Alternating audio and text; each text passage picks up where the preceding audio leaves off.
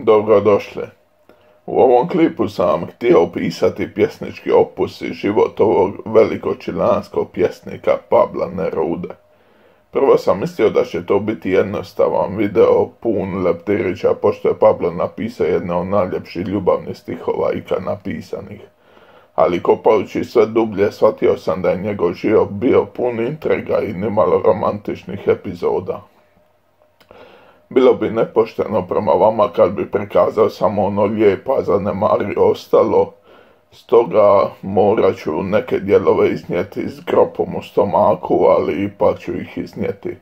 Pa krenimo od početka, najbolje započeti pjesmom.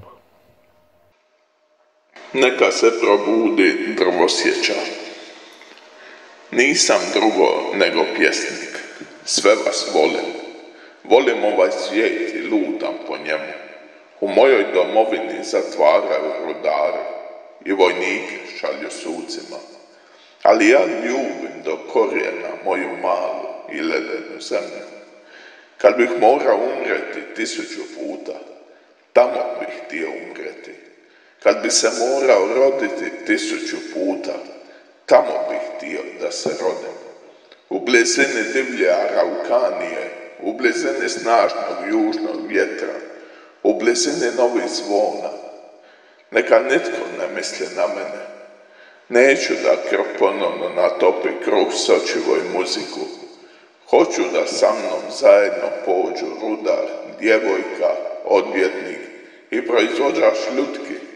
Da pođemo u kino i da izađemo i da pijemo najrumenije vino. Ja ne dolazim da bilo što rješavam. Ja sam ovdje došao da pjevam i da ti pjevaš sa mnom zajedno.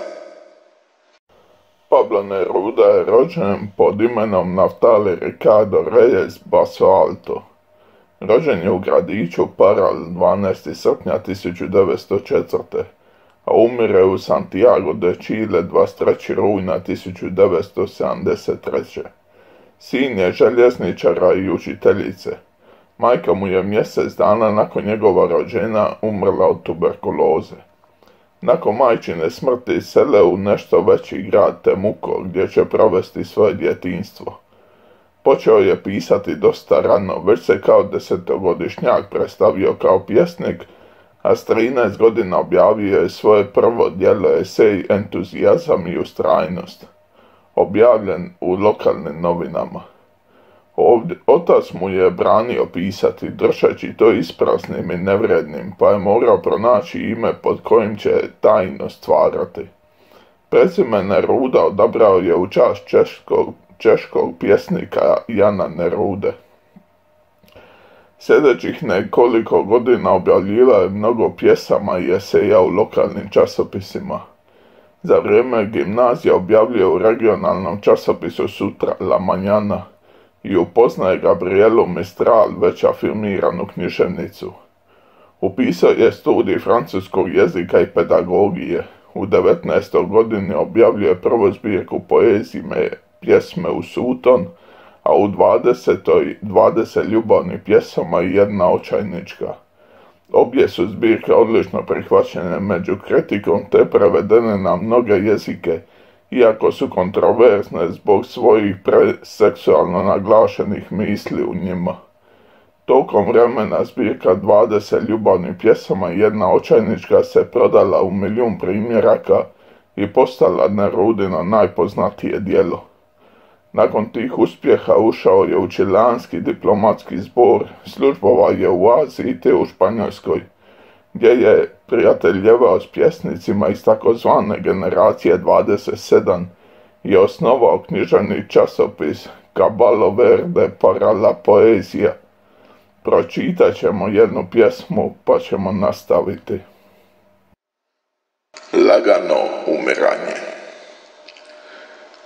Lagano umire onaj koji ne putuje, onaj koji ne čita, onaj koji ne sluša muziku, onaj koji ne nalazi zadovoljstvo u sebi. Lagano umire onaj koji uništava vlastitu ljubav, onaj koji ne prihvaća pomoć.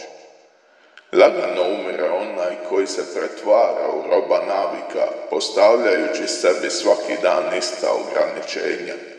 Onaj koji ne mijenja rutinu, onaj koji se ne usuđuje odjenuti u novu boju, onaj koji ne priča s ljudima koje ne poznaje. Lagano umire onaj koji bježi od strasti i njenog vrela emocija, onaj koji daju sjaj u očima i napuštenim srcima. Lagano umire onaj koji ne mijenja svoj život onda kada nije zadovoljan svojim poslom ili svojom ljubavi. Onaj koji se ne želi odreći svoje sigurnosti radi nesigurnosti i koji ne ide za svojim snovima. Onaj koji neće dozvoliti niti jednom u svome životu da pobjegne od smislenih savjeta. Živi danas, učini danas, riskiraj danas, ne dozvoli lagano umiranje, ne zaboravi biti sretan. Neruda u Madridu ulazi u antifašistički pokret. Kada je buknuo građanski rat u Španjolskoj, smaknuće Nerudinog bliskog prijatelja Lorke promijenile ne samo njegov stil pisanja, već u neku ruku i njegov život. Postao je komunist i ekstremni ljevičar. Stao je na stranu Španjolske republike te na račun toga 1938. objavio zbirku pjesama Španjolska u mom srcu. Zbog svoje podrške Španjolcima, čileanske vlasti su ga skinule sa mjesta konzula. Njegova poezija sve se više bavila politikom i socijalnim pitanjima. Nakon Drugog svjetskog rata Neruda se bojao da će ga nove čileanske vlasti uhititi i smaknuti, pa je otišao u ilegalu. Vratio se u Čile tek 1952. Nastavlja pisati sve do kraja života. Stilski je prešao put od neoromantizma preko nadrealizma do čiste borbene i socijalne poezije. Osnovne su mu teme u ranijim godinama ljubav, a kasnije pustoš, samoća, patnja, borba i smrt. Njegov vulkanski temperament, vječita spremnost da na nešto reagira i da se za nešto bori, učinio ga je jednim od najplodnijih pjesnika 20. stoljeća. Sada ćemo iznijeti neke podatke koje bih radije izbjegao ili da ih nije bilo, ali radi kredibiliteta same istine dužan sam i to reći. Ekran će biti crn. Bila sam šokirana njegovom sebičnošću. Bilo je u njemu nešto neautentično. Bio je siromah koji je želio postati aristokratom. Pretvarao se da je komunist. Želio je biti elegantan, ali ni to nije mogao. Bio je ljubomoran na druge pjesnike, koncentriran na sebe, u ljubavi teatralno osebujan, a sebičan, ponešto infantilan, nespreman za davanje i lojalnost jednoj osobi. Tako o njemu kaže argentinska književnica Marija Faše.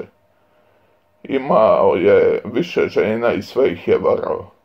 Nerudin status još više je uzdrman prije nekoliko godina kada je otkriven djelić iz njegovih memoara u kojima on priznaje da je silovao ženu, navodno pripadnicu tamilskih tigrova, koja je radila kao sluškinja u njegovoj rezidenciji dok je on bio na diplomatskoj službi u Ceylonu. Nadalje, njegova kćerka Malva Marina rođena je sa hidrocefalusom, to jest vodena glava, i on je praktično napustio i dijete i njezinu majku. Izjavio je Santiago Vivanco za Guardian.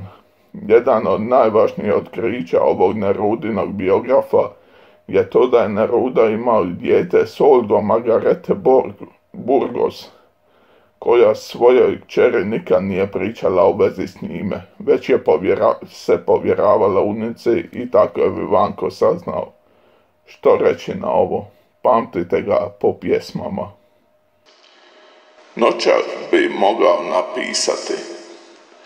Noćas bih mogao napisati najtužnije stihove.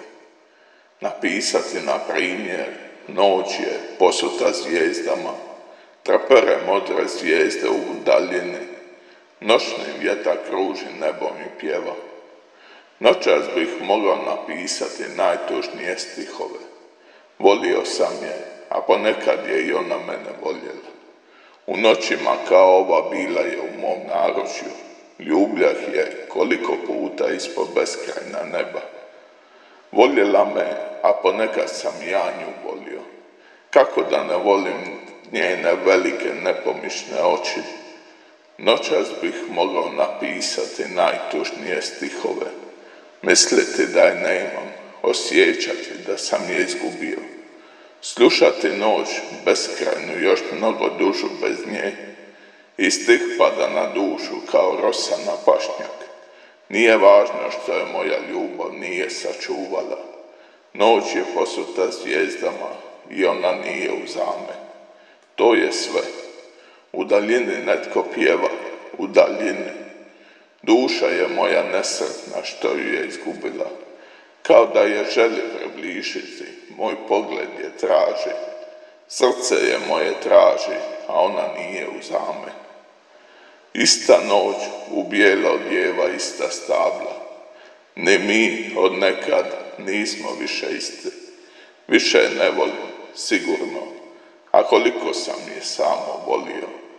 Moj glas je tražio vjetar da takne njeno uho. Drugome, pripasti će drugome kao prije mojih poljubaca. Njen glas i jasno tijelo, njene beskrajne oči. Više je ne volim, zaista, no možda je ipak volim. Ljubav je tako kratka, a zaborav tako dug.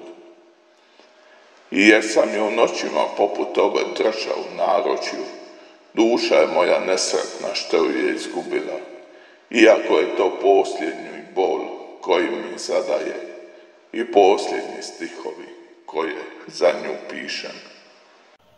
Nobelovu nagradu za književnost Neruda je dobio 1971. godine i tako je zaokružen jedan veliki književni opus.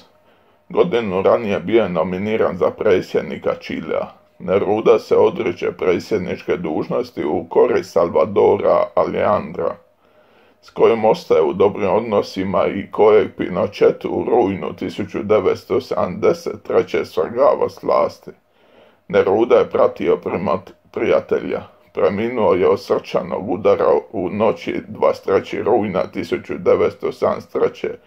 u Santiago Santa Maria klinici, samo 2 dana prije planiranog odlaska u egzil.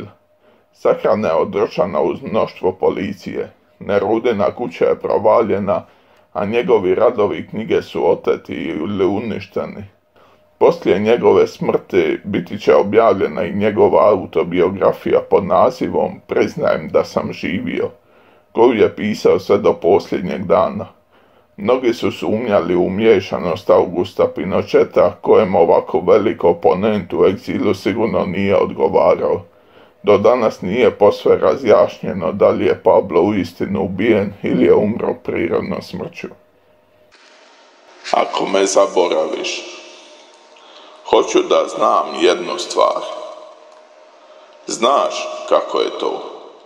Ako gledam kristalni mjesec, crvenu granu spore jeseni u mom prozoru, ako dotaknem uz vatru neopipljiv pepeo ili izborano tijelo klade, sve me odvodi tebi, kao da je sve što postoji, mirisi, svjetlost, metali, poput mali barki što plove ka otocima tvojim koji me čekaju. E pa dobro, ako me malo pomalo prestaneš voljeti, ja ću prestati voljeti tebe, malo pomalo. Ako me odjednom zaboraviš, ne traži me, jer bih te ja već zaboravio. Ako smatraš dugim i ludim vjetar zastava što prolazi kroz moj život i odlučiš da me ostaviš na obali srca u kome imam korijena, zapamti da ću toga dana, toga časa dići ruke, iščupati svoje korijene u potrazi za drugim tlom. Ali ako svaki dan, svaki sat prestaneš biti moja sudbina s neumoljivom slašću, ako se svakoga dana popne jedan cvijet do tvojih usana tražeći me, o ljubavi moja, u meni se sva ta vatra ponavlja. U meni ništa nije ugašeno ni zaboravljeno. Moja ljubav se hrani tvojom ljubavlju, ljubljena. I sve dok živiš biti će u tvojim rukama, ne napuštajući moje. I to je bilo sve za danas. Ako vam se svidio klip, like, share i subscribe bi zbilja pomogli.